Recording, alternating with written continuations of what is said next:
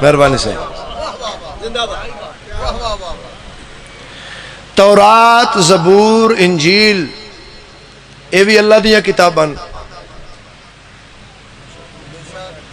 نازل بھی نبیاں تے ہویاں، قرآن دی اتنی عزت کیوں ہے؟ قرآن حکیم دا اتنا معیار کیوں ہے؟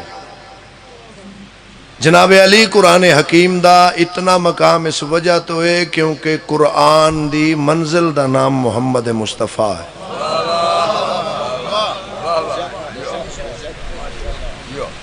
قرآن دی منزل دا نام دل مصطفیٰ ہے۔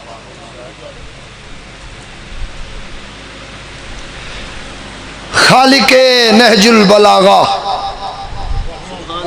نجف دے بادشاہ تو آڈے تے میرے پہلے امام فرمایا جس دل کے اندر میرا بغض ہوتا ہے جب وہ قرآن کھولتا ہے تو قرآن اپنے معانی چھپا لیتا ہے۔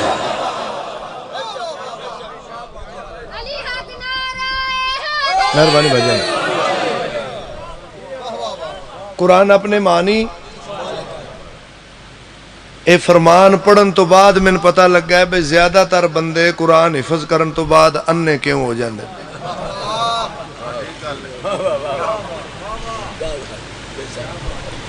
جس دل کے اندر میرا بغض ہوتا ہے جب وہ قرآن کھولتا ہے تو قرآن اپنے معانی چھپا لیتا ہے۔ میرے مالک فرمایا قرآن صرف اس بندے کو فائدہ دیتا ہے جس کا اس بات پہ مکمل یقین ہے قرآن علی کے ساتھ ہے، علی قرآن کے ساتھ ہے۔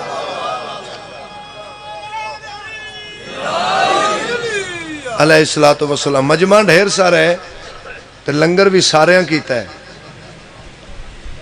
تو یا علی بھی سارے آنکھو اللہ اکبر یا رسول اللہ۔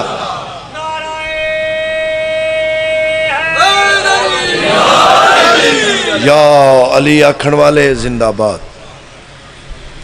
چلو ایک فرمان میں اور پڑھ دا جی، فرمان اس آقا زادی دا جنہوں علی جیسا عالم عالمہ تسلیم کرے۔ نہیں جڑی آقا زادی علی بادشاہ دے اس میں مبارک دی بھی زینت ہے۔ مالکہ باب حتہ عقیلہ بنی ہاشم،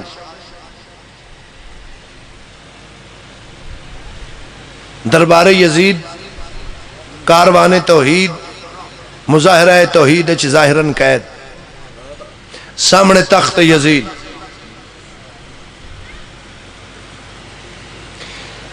بے حیاد ہے اے متکبرہ بی بی کون ہے؟ آقا زادی فرمایا خاموش۔